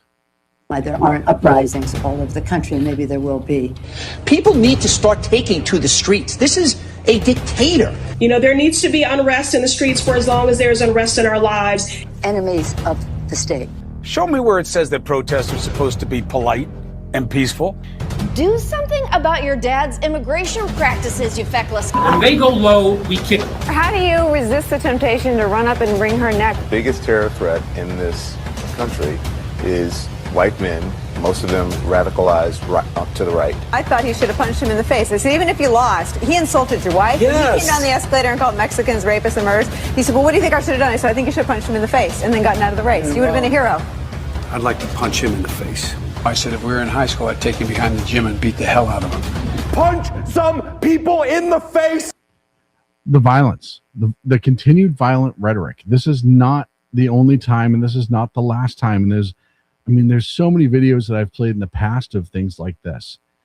And I feel like I did this show during the last assassination attempt. And you might say, well, how many assassination attempts have there been? And I'm glad you asked that question, if I'm being entirely honest. If we go back in time, and here we go. I went back 100 years. And I'll talk about all the assassination attempts, and then I'll show you something that might surprise you. 1928, before taking office, Argentine anarchists plotted to blow up the train carrying President Hoover. Franklin D. Roosevelt, 1933. Giuseppe Zangara, 5 shots at the president-elect at his home. In Miami, Florida. Harry S. Truman. 2 Puerto Rican nationals named Oscar Collazo and Griselda Terrazia attempted to storm Blair House where Truman was staying. In the 60s, obviously, there's the attempt on JFK by Richard Pavlik, loaded his car with dynamite intending to ram the president-elect in Florida. 63 is obviously when President Kennedy was killed. Richard Nixon, 74, Samuel Bayek hijacked a commercial liner on the ground in Baltimore. His plan was to crash into the White House. Gerald Ford, 75, Lynette Squeaky Fromm, who's a follower of the Charles Manson, aimed a pistol at Ford in Sacramento. Gerald Ford again in 75, weeks after. Sarah Jane Moore fired a revolver at Ford in San Francisco. Jimmy Carter in 79. Raymond Lee Harvey was arrested for carrying a starter pistol outside the venue where he was scheduled to speak. In the 80s, John Hinckley Jr. into Reagan outside the Hilton, as we talked about. George Bush, after Bush left Office of Iraqi Intelligence. This is George H.W., the dad. Iraqi intelligence attempted to assassinate him with a car bomb during a visit to Kuwait. Clinton in 94. Frank Corder stole a Cessna plane, tried to crash into the White House. 94. Franklin Martin Duran, 29 rounds towards the White House, and that was Bill Clinton again. He was tackled by bystanders. In 96, bin Laden was attempting to blow up his motorcade in Manila, and amazingly, Clinton still didn't have the balls to order him to be taken out, even though he could have. That's neither here nor there. Bush in 05, Vladimir Ruthian threw a live grenade at a stage where Bush was speaking in Tbilisi, Georgia. Barack Obama, Oscar Romero Ortega Hernandez fired an assault rifle at the White House. A man from Mississippi mailed letters. They didn't give a name on this one, which I thought was weird. With Ricin addressed to Obama. Biden in 23. Sai Kandula intentionally crashed a rented box van into security barriers outside the White House. So as you can see, Barack Obama had 2, Bill Clinton had 3, and this is the most in the last 100 years. And then you get to President Trump. And people forget there was 4 actual attempts and 1 loud plot. One actual attempt, Michael Sanford, June 2016, at a Las Vegas, Nevada campaign rally, a young British man named Michael Sanford attempted to pull a firearm off the holster of a police officer. He confessed to Secret Service agents. He drove to California and Nevada with the express intent of killing President Trump. Matthew Crooks, Butler, Pennsylvania. We know about that one. Ryan Wesley Ruth, outside the golf club in West Palm Beach. He's been convicted. We all know about that one. Asif Merchant. In July 2024, federal authorities disrupted a massive murder plot for hire orchestrated by a Pakistani national with ties to Iran. Merchant arrived to the U.S. to recruit hitmen and target prominent politicians, including Trump, to avenge the death of Qasem Soleimani. So on behalf of the Iranian government. October 2024, Fareed Shariki, the Justice Department unsealed charges detailing a second major Iranian plot. The IRGC Corps explicitly tasked Shariki with formulating a plan to assassinate Trump. Vern Miller, Riverside County deputies, a lot of people forget about this one, intercepted Miller at the perimeter of the checkpoint outside the rally that Trump was at Coachella. He had numerous firearms on him. And then, of course, there's Cole Allen Thomas. And that doesn't include, there's several other quote-unquote plots, and I don't know how serious they were, that were against President Trump. And that doesn't include the attacks on other people. That's just Trump, or the attempted attacks on other people. The attacks on Supreme Court judges are the planned attacks or attempted attacks, people of cabinet.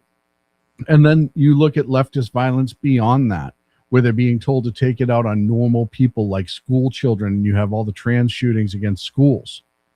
It is a problem that you cannot look away from. It is a problem you should not look away from, because it's only going to get worse and worse if you look away from it. Now, a couple of things. The Secret Service protection. This guy planned this for a long time. I will say that, because he took Amtrak to be able to bring his firearms and avoid having to check them on a flight. The attempt at Mar-a-Lago, I did mention him. That was the kid with the shotgun, Boyd, whatever his name was. No, Boyd. You're Boyd. Sorry about that, Boyd. You're not the one. The kid with the shotgun, I did mention him, the one who was caught just outside. That was, 6-7 months ago? So he took Amtrak because your luggage does not get scanned going to Amtrak. And he rode the Amtrak, which cost thousands of dollars, by the way, to get from California to Washington, D.C. on Amtrak. He had bought the guns a couple years ago. He brought them all with him. He checked into this hotel the day before the event. And as we saw, the Secret Service did not do their job. Let me rephrase that. The agents who physically stopped him, the agents who rushed the dignitaries and put their lives in the way to protect them, did their jobs. The reaction did their jobs. The planning section did a fucking shitty job. And this is why, immediately saying, hey, this is why we need to have the ballroom. So when we have formal events with all these dignitaries, we can control it a lot better. And somebody was saying, oh, it's just the White House paid all of these influencers to say this at the same time. And it's like, no, this is a logical deduction of how to avoid this in the future. Is you build this ballroom and you finish it, and then you can turn around. Yeah, you made reservations for the week before, which I'm sure Boyd McPhail pointed that out in the chat room. I'm sure when we if we ever learn this kid's search history, it's going to be a lot more. And if you go through it, and a whole bunch of it's online, but if you go through it, it is all leftist garbage, like just all leftist garbage. It's amazing. It's one of those things you look at and you're like, when someone's like, how could this happen? And it's not hard to go, yeah, I know how the fuck it happened. And if you're acting like you don't know, you're a liar. Like Jamie Raskin on what was it, Meet the Press yesterday or whatever Sunday morning show he's on, when she asked him if he's going to tone around down the rhetoric, and he had no idea. I don't know what you're talking about. Us? What, rhetoric? Oh God, rhetoric. Oh, it was almost World War XI. I talk about that before I get out of here. I get 13 minutes left. So when I talk about the protection package that was put together for this event, whoever designed it should be fired. Again, I'm not pushing back against the agents who acted and did their job, because clearly they did a hell of a job. I also give Trump a lot of credit for not calling out the planners for this and doing nothing but giving blanket applause to the Secret Service. It takes a lot, considering this is almost the third time he's been assassinated, fourth time he's been assassinated. And this one was honestly the most controllable. Yeah, he just didn't have the last 100 yards planned out.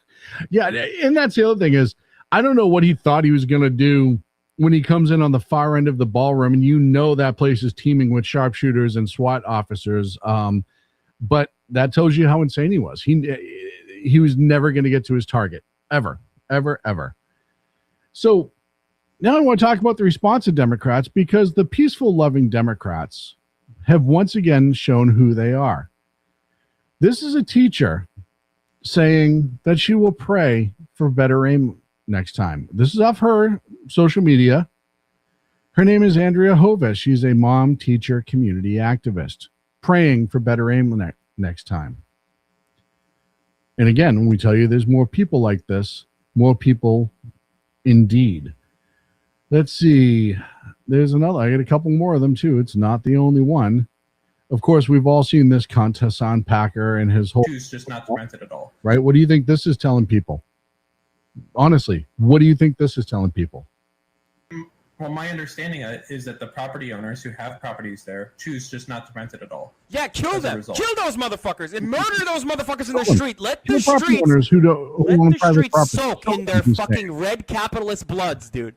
By the way, Hassan Piker, as much as he acts like he's a people of the poor, he grew up relatively rich. There's pictures of him young, riding around on horses. He's like Mandami. He plays poor, but he's not. Austin Tucker, that was 2 months ago. I know Boyd brought this up. Austin Tucker was only 2 months ago that he was shot dead, bringing a shotgun to Mar-a-Lago to try to kill the president. Pardon me. I had this whole other segment I wanted to talk to, because there was shit released today from Chuck Grassley that was off the handle, but now we only get 10 minutes left, and I really want to cover this. Here's another loving, peaceful leftist Democrat who happens to work for FEMA, the Federal Emergency Management Association, who replied, "Missed again, bummer." That's that gentleman. Boozer, he has absolutely no plan on elaborating, because he doesn't know what he's talking about. He's just going to come in here and try to troll and then walk out the door and then go upstairs and ask mommy if the meatloaf's done. So there's another one. I got a video here of another angel, if you will. This is SE Cup 30 minutes fences before. with 30 minutes before talking about the White House Correspondents' Dinner and Trump, and this is what S.E. Cupp said on CNN. She played boo-boo face afterwards. Oh, this is so horrible, and this should never happen in our democracy, and blah, blah, blah, blah, blah. But she said this out loud. The Correspondents Association was trying to sort of mend some fences with a guy who wants us dead, figuratively. No. Figuratively, he wants journalism dead. He doesn't want it. That's not, first of all, he doesn't want journalism dead. He wants what I want. He wants you to actually be journalists and ask questions to everybody and not be unbelievably biased, as he Cupp, which, by the way, you used to be 10 years ago. When you first came to the scene, you were much more down the middle and you hit both sides equally, and I was okay with that. But that CNN dough started rolling in, and all of a sudden, you're an absolutely humongous leftist. But I digress. I'll let her continue her insanity. It doesn't make a lot of sense to me. I don't think this is a great night for journalism. It's a night that's meant to be celebrating it, but I think it's a real bummer. Is it the Correspondents Association? She's mad that she did back in the day. She had a listening post, always on point, said she used to have great legs. Yes, she used to have great legs. Mission Ready Men said, I used to be a fan of hers, S.E. Cupp. Yeah, I did too. I respected her back in the day, but she got TDS, or more importantly, like most of them have, they don't have TDS. The people in prominence over at CNN and all the other ones, they don't have TDS. They just know how to stoke other people's TDS. They know exactly what they're doing. Do they hate Trump? Absolutely. Do they want him out of office? Absolutely. Do they want him dead? I believe some of them absolutely do, as we will see right here. However, the people who are designing all of these media attacks and the way they phrase things and word things and all these dog whistle terms, they know they don't have TDS. They just hate him and they hate you and they want you to do their bidding. Here's another one. This is a guy who's running for office in Wisconsin. Minnequaw Brewing Company. Well, we almost got free beer day. This is the place that would offer free beer should the president be assassinated. Either a brother or a sister in the resistance. They consider themselves a resistance, which is hysterical because they're the ones trying to uproot and destroy this country. Needs to work on their marksmanship, or he faked another assassination attempt. Yeah, the whole faking thing is just hysterical to me. It's amazing what you people will believe to be true on one side, and you'll swallow it down like it is just I can't say that. That wouldn't have gone over well. You swallow it like it's gospel, and you completely ignore any reality to it. You have a kid who traveled 2 weeks earlier, went across the country, checked in, did all this stuff to get ready, and then released a manifesto to all of these people, a bunch of people he mailed that to, and you're going to call this a hoax. Dr. Phil says, first and foremost, Dr. Phil, I'm going to read your comment, but Sean, I read it wrong too at first, so I'm with you. Dr. Phil says, no lie, when I seen the security footage of the shooter running through the checkpoint, I'm like, did that moron just Naruto run into a handful of Secret Service agents and local PD? Yeah, he did. That was the amount of planning, and that shows the critical thinking, right? Because I mean, I don't want to get into how else, but CNN a couple weeks ago put this up. How would an assassination attempt be staged? There's more conspiracy that they knew something was coming and were trying to pre-lay a narrative than there is to the narrative that everything is staged all the time and it's a hoax and blah, blah, blah, blah, blah. And the list goes on. I mean, you look at this guy who used to be a prominent member of media, this guy who used to be important to the Democratic Party. This is the guy who decided what Democrats did in elections for years. And look at what he's turned himself into. I mean, this is one of those things, I think I like sports athletes when they're getting near the end of their career and you're like, it's painful to see them play. Here's a guy who it's painful to see him talk. I want to be clear on this. I do not want that man to die. I want to watch him suffer. And I can't watch it. I don't want to watch him die. I want to watch him suffer. Dead person suffer. So I want him to be fully cognizant come November. So I want to watch him suffer. It's like the video I played last Wednesday night of the woman saying she wanted to see him dragged out into the street, right? This is who they are.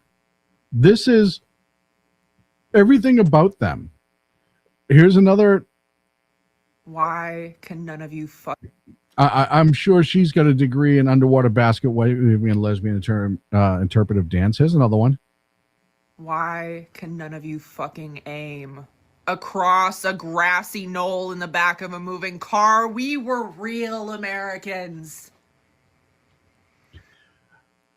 She just said that assassinating a president made you a real American.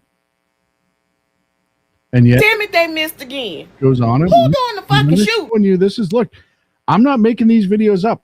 These are the people who are posting them themselves for clout.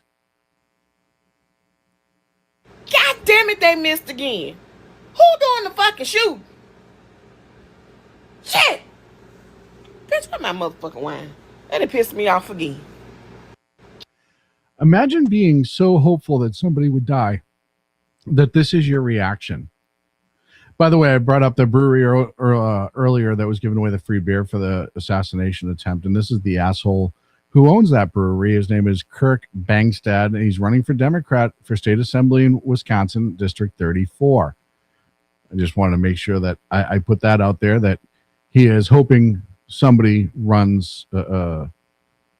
completes the act in order to give away free beer, and he's running for office. It's really insane to me where we're at right now, and how many people, and I put this out on X, and again, you can follow me too, Against Tyranny, and I said how many people were going to start claiming that this guy was pushed into this emotionally by Trump, and that it was somehow Trump's fault. And I've already seen it on social media a few times. It's amazing how they can never blame them, because I'll tell you right now, and some of them have, I'll give credit. There's a couple people out there who said, hey, this was all shitty and this should not have happened. Carl there over, I think it's ABC, put out a good video this morning saying, hey, President Trump called me the morning after, John Carl, and you know, asked me how I was and kind of went through things, and then turned around and said, hey, we have to reschedule this right away. We need to get this done again because this needs to happen, which shows you how unafraid President Trump is. That he wants to do this dinner again so the journalists can have their night. So finally, I want to end on a couple of different things. By now, you all saw the video. By the way, the video recorded, I think, last year of Ilhan Omar, a person who's working really hard to prove that she is the dumbest person in Congress. And I'm not saying this is a tight race for stupidest Democrat in Congress, but she said this while reading from a script, and at no point did her brain say, well, I know history and that's not correct. The last time the Alien Enemies Act was invoked, it was used to detain and deport German, Japanese, Italian immigrants during World War XI. World War XI. Just so we're all clear on what she said World War XI. Now, somebody pointed out that it was probably written with Roman numerals and she didn't know what they were. Either way, she never corrected herself and said, I'm sorry, that was stupid, World War II. Because at least then she had some credibility. But of course, everybody ran with it. And why shouldn't you? Because the memes were going to start. And the best one I saw so far, and Based Mike Lee has some winners, but I'm just going to play it. It's Reagan on a velociraptor with what appears to be I don't know what kind of, it's not a bazooka because the handle's to the back. It's almost like a recoilless rifle, it looks like. And he posts, World War VII was, of course, won by Ronald Reagan whilst wielding a bazooka and riding a velociraptor. A couple more comments in the chat room. This guy reminds me of Hank Schrader from Breaking Bad.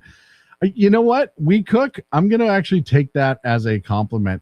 Dr. Phil says, what bugs the shit out of me is these right-leaning conservatives saying, well, these people have their rights and freedom of speech. Nah, sorry, this nonsense is calls to action. Yeah, there's a difference of freedom of speech and saying, I don't like this president and I want to vote him out, or even I don't want him to be successful because it hurts us politically, or I just don't like the man. I don't care if they even call him an asshole, like all of these different things. But when you are encouraging violence or creating an existential threat out of nothing to make people fear an attack or some sort of isolation or incarceration or death is coming because of politics, that's incitement, in my opinion. Get in their face. We saw that with Pelosi. You remember all those videos? And then, like I said, the amount of people that are celebrating afterwards, that walk around with you and I, that are celebrating. I don't celebrate anybody's demise. There's a few unbelievably bad people that have been executed for their crimes that and a couple people that have like tried to hurt people and were stopped in the middle of when they were killed. Okay. I don't care about those people, but I've never called for the actual demise of somebody who hasn't done anything, legitimately done anything. And the fact that people do, and a leader of the free world, what that would do to this country, what that would do to the world, it just shows you how absolutely fucking insane. Yeah, call him out to the streets. Drag him out to the streets, as it called. Yeah, absolutely. All hail the fake good guy, Obama, from Drex. Drex, thank you for your comments. Alien Enemy Act. No, you are an extraterrestrial alien listening post, so you are safe. And it was January 2025 that Elon Omar said that. And lastly, the last thing I want to have tonight, I know I'm running a couple minutes over, and I didn't get to talk about half the stuff I wanted to talk about. But there was a Babylon Bee post that I have to find and share, because it's not often I snort through my nose when I'm laughing. It happens every once in a while. I have to be caught off guard, or I'm conscious of it. You know, I know I come from a long line of snorting laughers in my family, so I know the potential for a snort is there, and I try to protect myself from it at all costs. And the Babylon Bee put this out, and I just absolutely snorted when I saw it. And it says, Trump enters ceasefire talks with Democrats.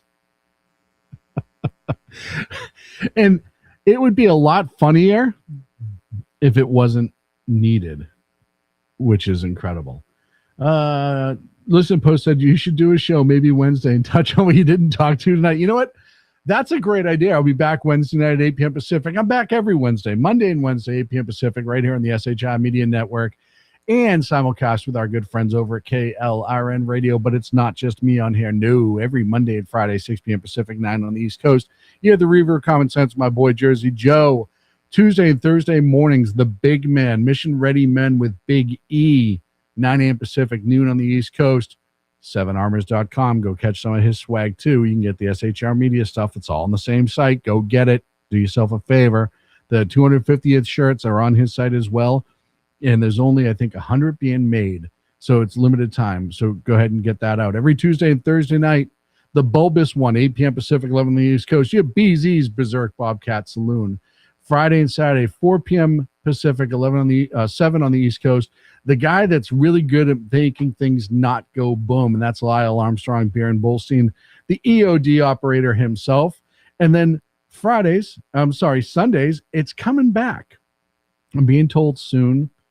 You have the Lost Wanderer, usually around 5 p.m. Pacific. He'll be on the SHR Media YouTube channel, and we're glad to host him, a friend of ours who absolutely has a show that's nothing like this. It's super highly intelligent, and it makes you think and ask a lot of questions.